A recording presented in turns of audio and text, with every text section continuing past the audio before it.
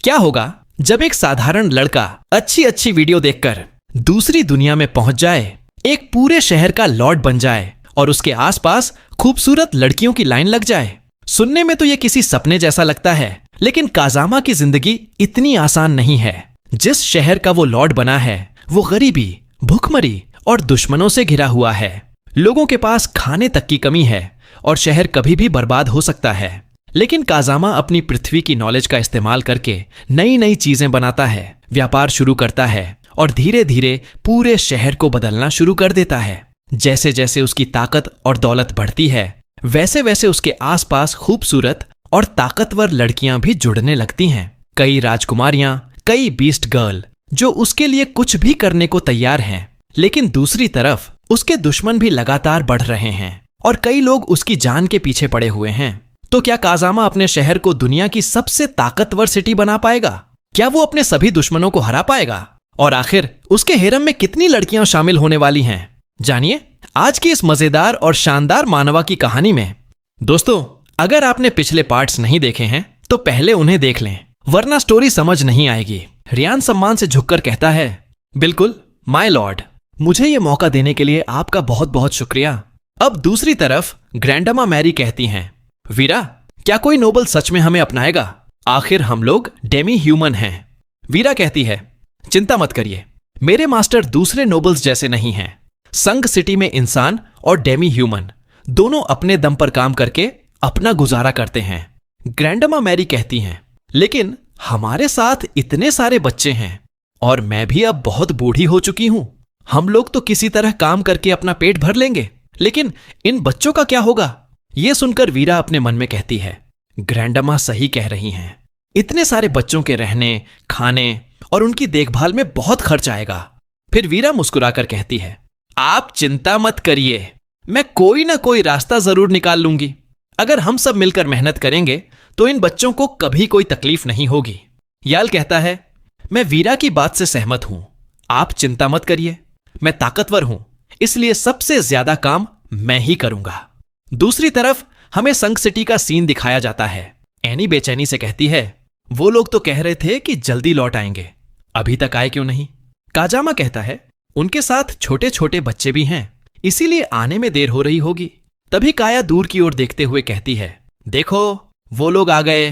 वाह, वहां तो कितने सारे छोटे छोटे रैबिट बच्चे हैं। एनी कहती है, कहां? मुझे तो कुछ दिखाई नहीं दे रहा। तभी काया एनी को अपने कंधों पर बैठा लेती है और कहती है, अब बताओ, दिखाई दे रहे हैं ना?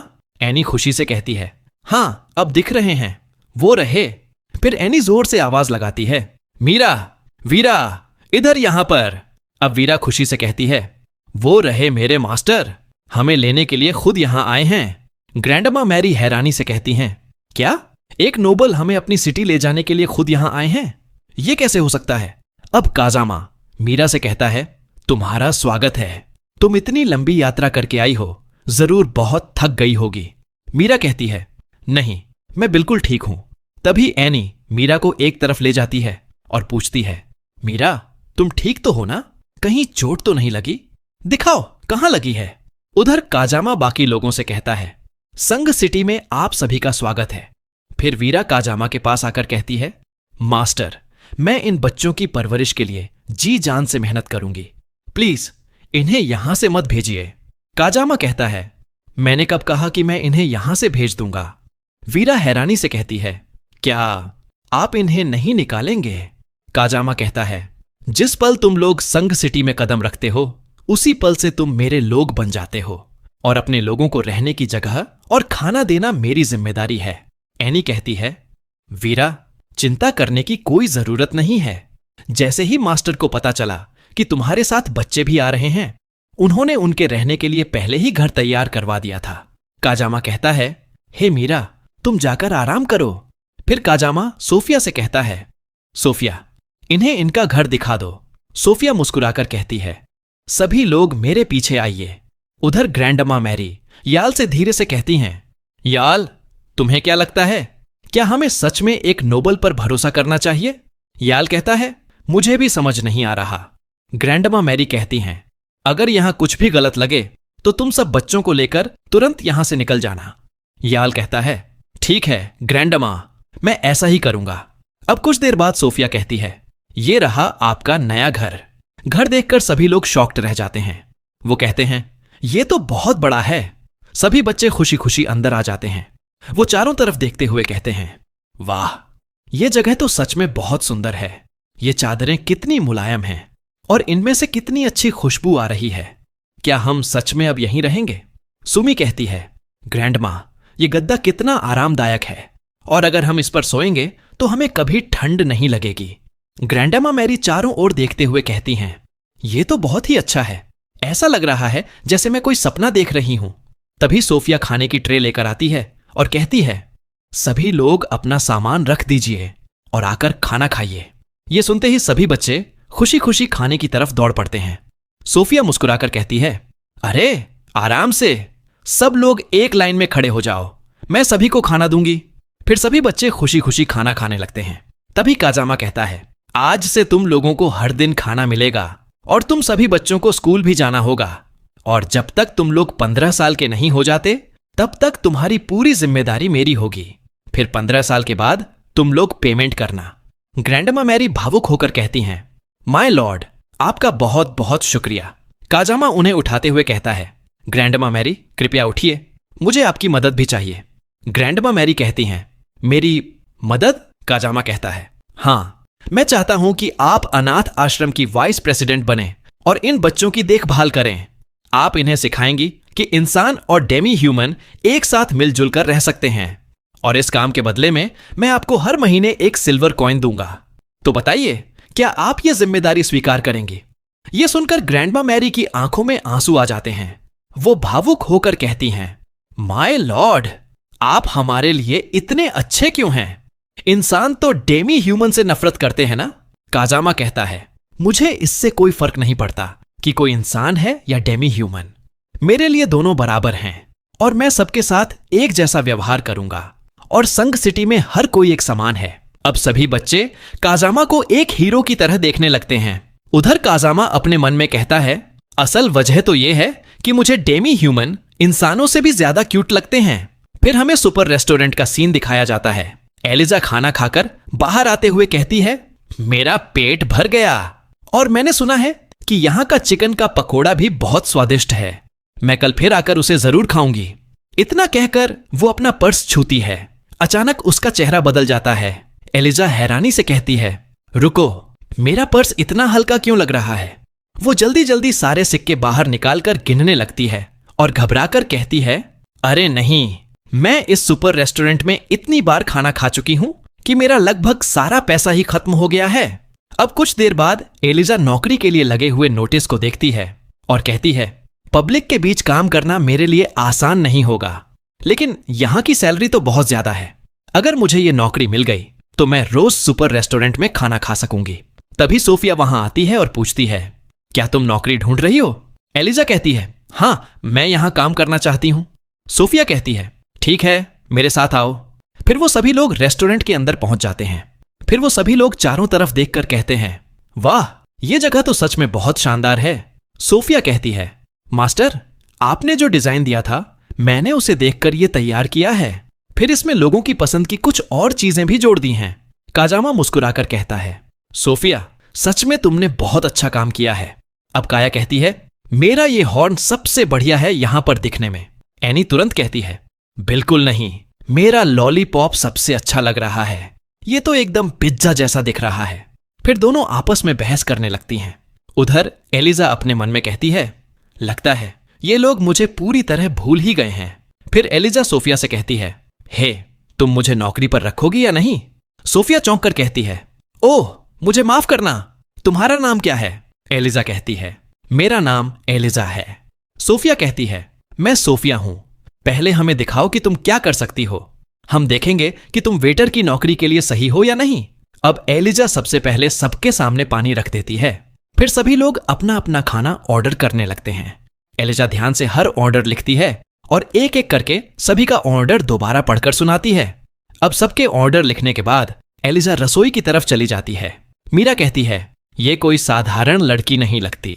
काजामा कहता है, ये पढ़ी लिखी है और बात करने का तरीका भी बहुत अच्छा है।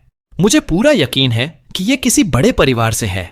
मीरा कहती है, मास्टर, हमें इसके बारे में थोड़ा पता करना चाहिए। काजामा कहता है, अभी उसकी जरूरत नहीं है, लेकिन हमें थोड़ा सावधान जरूर रहना होगा। अब सोफिया कहती है, ठीक है, अब जरा सब्जियां काट कर दिखाओ। एलिजा सभी सब्जियों को हवा में उछाल देती है और उन्हें काटने लगती है और कहती है, मैं कर ली हूं। अब सोफिया कहती है, ठीक है, अब ये आटा छान कर दिखाओ। फिर एलिजा आटा को निकालकर हवा में फेंकने लगती है। सोफिया कहती है, हे बस करो। अब एलिजा कहती है, लग रहा है मुझसे ये काम नहीं होने वाला है। एलिजा कहती है, अगर चाहो तो मैं आग का इस्तेमाल करके खाना भी बना सकती हूं। सोफिया घबराकर कहती है, नहीं, उसे मत खोलना। लेकिन जैसे ही एलिजा उसे खोलती है, जोरदार धमाका हो जाता है। आवाज सुनकर काजामा तुरंत वहां पहुंच जाता है और कहता है, अरे यहां क्या हो गया और तुम लोग हो कौन? सोफिया शर्मिंदा होकर कहती है, मास्टर प्लीज मेरी तरफ मत देखिए। एलिजा हाथ उठाकर कहती है, मैं एलिजा हूं। एलिजा कहती है, क्या मुझे इस नुकसान का पैसा देना पड़ेगा? अगर आप मुझे यहां नौकरी दे देंगे तो मैं काम करके धीरे धीरे सारा पैसा चुका दूंगी। सोफिया अपने मन में कहती है, अगर ये एक और बार किचन में चली गई तो मैं मास्टर को अपना चेहरा कभी नहीं दिखा पाऊंगी। काजामा कहता है, हालांकि एलिजा खाना बनाने में अच्छी नहीं है, लेकिन वो पढ़ी लिखी है और लोगों से अच्छे से बात करना जानती है, इसलिए आज से ये रेस्टोरेंट में ग्राहकों के ऑर्डर लेगी और पेमेंट भी संभालेगी। सोफिया कहती है, ठीक है मास्टर, अगर आपने फैसला कर लिया है तो मुझे कोई आपत्ति नहीं है। अब एलिजा सोफिया का हाथ पकड़कर कहती है, सच में? मैं यहां बहुत मेहनत करूंगी। सोफिया कहती है, ठीक है। उसी समय वीरा कहती है, मास्टर, मैं भी यहां काम करना चाहती हूं। काजामा वीरा के पास जाकर कहता है, अरे ये तो बहुत अच्छी बात है, तो कैसा रहेगा अगर तुम संग सिटी की टीचर बन जाओ? वीरा हैरानी से कहती है, क्या टीचर? अब कुछ देर बाद काजामा सभी को स्कूल दिखाने ले आता है और कहता है, फिलहाल हमारा स्कूल पुराने घरों में चल रहा है, अगले साल बसंत तक नया स्कूल तैयार हो जाएगा, उसके बाद सभी बच्चे वहीं पढ़ाई करेंगे। वीरा अपने मन में कहती है, यहां के सभी बच्चे जरूर पढ़ाई में बहुत मेहनत करते होंगे। लेकिन अगले ही पल उसकी नजर बच्चों पर पड़ती है। सभी बच्चे डाकू बनकर खेल रहे होते हैं और एक दूसरे पर हमला करने का नाटक कर रहे होते हैं। ये देखकर वीरा की आंखें फटी की फटी रह जाती हैं। वीरा अपने मन में कहती है, क्या यही बच्चे हैं जिन्हें मुझे पढ़ाना है? ये लोग तो मेरी बात भी नहीं सुनेंगे। तभी काजामा जोर से कहता है, हे बच्चों। ये सुनते ही सभी बच्चे दौड़कर उसके पास आ जाते हैं और कहते हैं, माय लॉर्ड, क्या आप आज फिर हमें कहानी सुनाने आए हैं? मुझे तो जानना है कि उसके बाद क्या हुआ था। ये देखकर सभी लोग शॉक्ड हो जाते हैं और अपने मन में कहते हैं, ये शरारती बच्चे मास्टर के सामने एकदम शांत हो गए। काजामा बच्चों से कहता है, कहानी सुनाने से पहले मैं तुम्हें तुम्हारी नई टीचर से मिलवाता हूं। इनका नाम वीरा है। आज से तुम इन्हें मिस वीरा कहकर बुलाओगे। ये तुम्हें पढ़ाएंगी और कहानी भी सुनाएंगी, इसलिए तुम सब इनकी बात ध्यान से मानना। ये सुनकर बच्चे आपस में बातें करने लगते हैं। एक बच्चा कहता है, वाह, ये तो एनी से भी 2 गुना लंबी हैं। दूसरा बच्चा कहता है, इनके कान कितने लंबे हैं। तीसरा बच्चा खुशी से कहता है, और ये तो बहुत सुंदर भी हैं। ये सब सुनकर वीरा बहुत शर्माने लगती है। काजामा कहता है, वीरा ध्यान से देखो, मैं बच्चों को कैसे पढ़ाता हूं, आगे चलकर तुम्हें भी इसी तरह पढ़ाना है। वीरा कहती है, ठीक है मास्टर। इसके बाद काजामा बच्चों को कहानी सुनाने लगता है। सभी बच्चे उसकी कहानी बड़े ध्यान से सुनते रहते हैं। वीरा अपने मन में कहती है, मास्टर सच में कुछ भी कर सकते हैं। कहानी सुनाते सुनाते काजामा को खांसी आने लगती है। तभी सोफिया जल्दी से पानी लाकर कहती है, मास्टर पहले आप पानी पी लीजिए, फिर आगे की कहानी सुनाइए। काजामा पानी पीकर कहता है, अगर तुम्हें जानना है कि आगे क्या हुआ तो उसके लिए तुम्हें कल तक इंतजार करना होगा। अब ये सुनकर सब लोग रोने लग जाते हैं। काजामा कहता है, मिस वीरा जो भी काम दे वो तुम लोग कर लेना और यहां पर कोई शरारत मत करना, नहीं तो मैं आगे की कहानी नहीं सुनाऊंगा। फिर वो सभी बच्चे कहते हैं, ठीक है। काजामा कहता है, मिस वीरा अब ये लोग आपकी बात मानेंगे। फिर वो लोग वहां से जाने लगते हैं। मीरा और सोफिया एक साथ पूछती हैं, मास्टर आगे की कहानी आप हमें कब सुनाएंगे? काजामा कहता है, बाकी की कहानी मैं पहले ही लिखकर लाइब्रेरी में रख चुका हूं, तुम लोग कल जाकर उसे खुद पढ़ लेना। ये सुनते ही मीरा और सोफिया खुशी से काजामा को गले लगा लेती हैं। दोनों कहती हैं, वाह, ये तो बहुत अच्छी बात है। अब हम कल खुद पूरी कहानी पढ़ पाएंगे। मास्टर, आपका बहुत बहुत शुक्रिया। तभी वीरा धीरे से कहती है, मास्टर, मुझे नहीं लगता कि मैं टीचर बनने के लायक हूं। मैं आपकी तरह बच्चों को कभी नहीं पढ़ा पाऊंगी। काजामा मुस्कुराकर कहता है, संग सिटी में अभी भी बहुत से लोग पढ़े लिखे नहीं हैं, लेकिन तुम पढ़ी लिखी हो, इसलिए चिंता करने की कोई जरूरत नहीं है। मुझे पूरा विश्वास है कि तुम मुझसे भी अच्छा पढ़ाओगी, और अगर तुम इन बच्चों को अच्छी शिक्षा दोगी तो आगे चलकर संग सिटी में कोई भी डेमी ह्यूमन को कम नहीं समझेगा। उधर सोफिया अपने मन में कहती है, मेरे मास्टर सच में बहुत अच्छे इंसान हैं, और मैं तो अभी उन्हें गले भी लगाई थी। ये सोचकर ही मुझे बहुत खुशी हो रही है। तभी वीरा काजामा को गले लगाने के लिए आगे बढ़ती है और कहती है, मास्टर, आपका बहुत बहुत शुक्रिया। ये देखकर मीरा और सोफिया एक साथ चिल्लाकर कहती हैं, अरे रुक जाओ। वीरा तुरंत काजामा से दूर हट जाती है और शर्माते हुए कहती है, मुझे माफ करना। फिर हमें अगले सीन में काया और लूना को दिखाया जाता है। लूना कहती है, बड़ी बहन, आपको क्या हुआ? काया कहती है, कुछ नहीं, मैं बहुत बोर हो गई हूं। लूना कहती है, तो फिर आप भी कोई काम ढूंढ लीजिए, वीरा की तरह और टीचर बन जाइए। काया तुरंत कहती है, अगर मैं बच्चों को पढ़ाने गई तो सबकी पिटाई कर दूंगी। नहीं नहीं, मुझसे टीचर का काम नहीं होगा। लूना फिर कहती है, तो खाना बनाना सीख लीजिए। काया कहती है, अगर मैं खाना बनाने गई तो सारे बर्तन तोड़ दूंगी। नहीं, ये काम भी मुझसे नहीं होगा। फिर काया कहती है, पता नहीं मैं आखिर क्या कर सकती हूं। लूना कहती है, बड़ी बहन, आपको सबसे अच्छा क्या करना आता है? काया कहती है, मुझे तो लड़ना सबसे अच्छा आता है। लूना कहती है, सच में? आपके लिए तो कोई काम ही नहीं है। उसी समय दूर से फुजी चिल्लाता है, रुको, चोर कहीं के, हम संग सिटी के सिक्योरिटी टीम हैं, भागना बंद करो। तभी वो चोर एक लड़की को पकड़ लेता है और कहता है, मेरे पास मत आना, नहीं तो मैं इसे मार डालूंगा। एक सिक्योरिटी गार्ड घबराकर पूछता है, कैप्टन, अब हम क्या करें? फुजी कहता है, रुको, लोगों की सुरक्षा सबसे पहले है। फुजी चोर से कहता है, प्लीज उसे कोई नुकसान मत पहुंचाना। तभी काया पीछे से उस चोर पर हमला कर देती है और एक ही बार में वो चोर नीचे गिर जाता है और लड़की सुरक्षित बच जाती है। ये देखकर सभी सिक्योरिटी गार्ड हैरान रह जाते हैं। सभी सिक्योरिटी गार्ड कहते हैं, वाह, ये तो कमाल की है। इसके बाद हमें अगले सीन में पुलिस डिपार्टमेंट दिखाया जाता है। वहां काया को बुलाया गया होता है। रियान कहता है, मिस काया, आज सुबह आपने एक लड़की की जान बचाई थी। आपका मार्शल आर्ट सच में कमाल का है। अगर आप चाहें तो हमारी सिक्योरिटी टीम की कैप्टन बन सकती है। यह सुनकर काया हैरानी से कहती है, क्या सिक्योरिटी टीम की कैप्टन? रियान कहता है, माय लॉर्ड चाहते हैं कि सेना सिटी के बाहर की सुरक्षा संभाले, जबकि सिटी के अंदर की सुरक्षा हमारे पुलिस डिपार्टमेंट की जिम्मेदारी होगी। अगर आप हमारे साथ जुड़ जाएं तो ये हमारे लिए बहुत अच्छी बात होगी। काया उत्साहित होकर पूछती है, अगर मैं कैप्टन बन गई तो क्या मुझे रोज लड़ने का मौका मिलेगा? रियान कहता है, हमारा काम शहर के लोगों और उनकी प्रॉपर्टी की सुरक्षा करना है। अगर कोई कानून तोड़ेगा तो उसे रोकने के लिए तुम फाइट कर सकती हो। तभी फुजी कहता है, प्लीज हमारी टीम में शामिल हो जाइए, हमें आपकी सच में बहुत जरूरत है। काया कहती है, यह काम इतना भी बोरिंग नहीं लगता। लूना खुशी से कहती है, बड़ी बहन, आखिरकार आपको भी एक काम मिल गया। फिर हमें संग सिटी के बाहर का सीन दिखाया जाता है। कुछ लोग वहां की ओर आ रहे होते हैं। एक आदमी कहता है, हे पीटर, तुम यहां क्यों आना चाहते थे? अगर हम लीमा सिटी चले जाते तो शायद उस सफेद बालों वाली एल्फ के बारे में कुछ पता चल जाता। पीटर कहता है, रहने दो, मैंने सुना है कि इस सिटी में डेमी ह्यूमन आराम से रहते हैं, इसलिए मुझे पूरा यकीन है कि वो सफेद बालों वाली एल्फ यहीं होगी। वो आदमी कहता है, ठीक है, अब जब तुमने फैसला कर ही लिया है तो यही करते हैं। फिर वो आदमी हवा में आती खुशबू सूंघते हुए कहता है, वाह, यहां से तो बहुत ही स्वादिष्ट खाने की खुशबू आ रही है। मैं तो पहले जाकर कुछ खाऊंगा। अब संग सिटी के बाहर सभी सिक्योरिटी सेना आने वाले यात्रियों की जांच कर रहे होते हैं। पीटर कहता है, हम लोग यहां घूमने आए हैं। सिक्योरिटी गार्ड कहता है, ये लीजिए, इस किताब में संग सिटी की सभी घूमने लायक जगहों की जानकारी दी गई है। पीटर किताब लेते हुए कहता है, बहुत बहुत धन्यवाद। फिर पीटर संग सिटी के अंदर जाते हुए अपने मन में कहता है, संग सिटी के बाहर इतने सारे गार्ड तैनात हैं, अगर मैंने यहां कोई भी गलत हरकत की तो ये लोग मुझे तुरंत पकड़ लेंगे। सिक्योरिटी गार्ड अपने मन में कहता है, जल्द ही विंटर आने वाला है और ये लोग ठीक इसी समय यहां आए हैं। मुझे लगता है कुछ न कुछ गड़बड़ जरूर होने वाली है।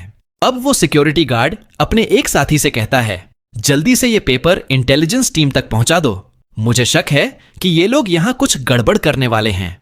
दूसरा गार्ड कहता है, जी सर, मैं अभी जाता हूं। दूसरी तरफ पीटर वो किताब पढ़ने लगता है और कहता है, धत, इस सिटी में तो बहुत सारे नियम हैं, हमें बहुत संभल कर रहना होगा। फिर वो इधर उधर देखकर कहता है, अरे मेरा साथी कहां गया? उधर उसका साथी एक दुकान में पहुंच जाता है। वो वहां रखे सारे डंपलिंग खा जाता है और कहता है, वाह, मैंने आज तक इतने स्वादिष्ट डंपलिंग नहीं खाए, क्या तुम्हारे पास और भी हैं? दुकानदार कहता है, आप सारे डंपलिंग खा चुके हैं, अब कृपया इनके पैसे दे दीजिए। वो आदमी हंसते हुए कहता है, अरे मैं एक बाउंटी हंटर हूं, क्या तुम्हें लगता है कि मेरे पास पैसों की कमी होगी? वो आदमी 3 कॉइन निकालकर दुकानदार को दे देता है। दुकानदार ये देखकर शॉक्ड हो जाता है। दूसरी तरफ काया कहती है, आज मेरे काम का पहला दिन है। लूना कहती है, बड़ी बहन, ये क्या पकड़ा हुआ है? ये तो बहुत अजीब दिख रहा है। काया कहती है, ये काजामा का बेसबॉल बैट है, इसे हाथ में लेकर अच्छा लगा, इसलिए मैं इसे उठा लाई। पास खड़ा एक गार्ड कहता है, उठा लाई? मुझे तो ये चोरी लग रही है। अब काया कहती है, वहां क्या हो रहा है? लगता है अब मेरे काम करने का समय आ गया है। लूना कहती है, रुकिए बड़ी बहन, मैं भी आपके साथ चलती हूं। उधर दुकानदार उस आदमी का पैर पकड़ लेता है और जोर से चिल्लाता है, कोई मेरी मदद करो, ये आदमी सारा खाना खाकर बिना पैसे दिए भाग रहा है। वो आदमी छूटने की कोशिश करते हुए कहता है, अरे मुझे जाने दो, जैसे ही मैं अपना शिकार पकड़ लूंगा तुम्हारे सारे पैसे चुका दूंगा। तभी काया वहां आकर जोर से कहती है, रुको, शांत हो जाओ, जो भी कहना है कोर्ट में जाकर कहना। फिर वो मुस्कुराकर लूना से पूछती है, हे लूना, मेरा डायलॉग कैसा लगा? लूना खुशी से कहती है, बहुत बढ़िया, सच में आपका डायलॉग कमाल का था। दुकानदार रोते हुए कहता है, भगवान का शुक्र है कि आप सही समय पर आ गई, प्लीज मेरी मदद कीजिए। इस आदमी ने मेरे सारे डंपलिंग खा लिए, लेकिन एक भी पैसा नहीं दे रहा। अगर मुझे पैसे नहीं मिले तो मेरा परिवार कैसे चलेगा? इससे हमारे लिए बहुत बड़ी मुसीबत खड़ी हो जाएगी। काया उस आदमी की तरफ देखकर कहती है, ओए, तुम्हें इस खाने के पूरे पैसे देने होंगे। अगर तुमने पैसे नहीं दिए तो तुम्हें 15 दिन के लिए जेल भेज दिया जाएगा। वो आदमी हंसते हुए कहता है, हमेशा बाउंटी हंटर ही लोगों को पकड़ते हैं, पहली बार सुन रहा हूं कि कोई बाउंटी हंटर को पकड़ने चला है। काया कहती है, ओह, तुम्हें कानून के बारे में पता है, फिर भी तुम जानबूझकर उसे तोड़ रहे हो। ऐसे में मैं तुम्हें रोकने के लिए मैं तुम्हारी पिटाई भी कर सकती हूं। वो आदमी घमंड से कहता है, और तुम एक बाउंटी हंटर से लड़ना चाहती हो? मैं अकेले ही 100 से ज्यादा डेमी ह्यूमन को हरा चुका हूं, और तुम्हें लगता है कि तुम्हारे जैसी एक डेमी ह्यूमन लड़की मुझे हरा देगी? तभी काया अपने बैट से उसके सर पर जोरदार वार कर देती है। वो आदमी वहीं गिरकर बेहोश हो जाता है। काया उसे देखकर कहती है, ये तो सच में बहुत कमजोर निकला। मुझे लगा था कि इसके साथ थोड़ी देर तक लड़ाई चलेगी, लेकिन ये तो मेरे एक ही वार में बेहोश हो गया। दूसरी तरफ एक लड़का अपने दोस्त से कहता है, अरे तुम्हें पता है, हमारी पुलिस कैप्टन ने एक मोटे आदमी को पकड़ लिया है। वो खाना खाकर बिना पैसे दिए भागने की कोशिश कर रहा था। दूसरा लड़का हैरानी से कहता है, अच्छा चलो जाकर देखते हैं। पीटर अपने मन में कहता है, क्या वो हान है क्या? मुझे भी वहां पर जाकर देखना चाहिए एक बार। अब काया कहती है, सच में ये काम करने में बहुत मजा आ रहा है। अब अगर कोई भी कानून तोड़ेगा तो मैं उससे लड़ सकती हूं। जैसे ही पीटर हान को देखता है वो हैरान रह जाता है। वो अपने मन में कहता है, ये कैसे हो सकता है? भले ही हान सबसे ताकतवर बाउंटी हंटर नहीं है, लेकिन उसकी ताकत आम हंटर्स से कहीं ज्यादा है। फिर भी वो एक डेमी ह्यूमन से हार गया। हमारी टीम में हान लड़ाई करता है और मैं योजना बनाता हूं। अब हान पुलिस की हिरासत में है। अब मैं क्या करूं? मेरे बहुत बड़े बड़े सपने थे, लेकिन अब लगता है मेरे सारे सपने यहीं खत्म हो गए। तभी वहां से ग्रैंडमा मैरी और सुमी जा रहे होते हैं। सुमी पूछती है, ग्रैंडमा, हम अभी कहां जा रहे हैं? ग्रैंडमा मैरी मुस्कुराकर कहती हैं, आज जालू का जन्मदिन है, हम उसके लिए एक बड़ा सा केक लेने जा रहे हैं। उधर पीटर की नजर ग्रैंडमा मैरी पर पड़ती है। वो उन्हें देखकर अपने मन में कहता है, ये कितनी खूबसूरत हैं। क्या यही पहली नजर का प्यार है? लगता है मुझे जिंदगी जीने की एक नई वजह मिल गई। सुमी कहती है, ग्रैंडमा उधर देखिए, वहां कोई बहुत अजीब सा इंसान है। ग्रैंडमा मैरी कहती हैं, उसे मत देखो, चलो यहां से चलते हैं। पीटर कहता है, मेरी गॉडेस प्लीज रुक जाइए। दूसरी तरफ काजामा पिज्जा शॉप में बैठा होता है और हंस रहा होता है। सोफिया पूछती है, मास्टर आपको क्या हो गया, आप इतना क्यों हंस रहे हैं? काजामा हंसते हुए कहता है, मुझे खबर मिली है कि हमारी संग सिटी में 2 बाउंटी हंटर आए थे। उनमें से एक खाना खाकर भाग रहा था, लेकिन काया ने उसे पकड़ लिया, और दूसरा वो तो ग्रैंडमा मैरी से प्यार कर बैठा है और अभी भी उनके पीछे पीछे घूम रहा है। सच में ये बाउंटी हंटर बहुत ही बेवकूफ है। उसी समय एलिजा ये सारी बातें सुन लेती है और चुपचाप वहां से चली जाती है। फिर हमें अगले सीन में बी फैंग सिटी का सीन दिखाया जाता है। ट्रेफी आराम से बैठकर संग सिटी का खाना खा रहा होता है। वो मुस्कुराकर कहता है, सच में इस मछली के साथ ये चाय कमाल की लग रही है, और ये कपड़े वाली कुर्सी तो और भी ज्यादा आरामदायक है। लगता है जैसे मैं कोई सपना देख रहा हूं। तभी एक गार्ड दौड़ता हुआ आता है और घबराकर कहता है, माय लॉर्ड, मंगल सिंह का दूसरा भाई रतन सिंह यहां आ गया है। वो आपसे मिलना चाहता है। ये सुनते ही ट्रेफी बुरी तरह चौंक जाता है और घबराकर अपनी कुर्सी से नीचे गिर पड़ता है।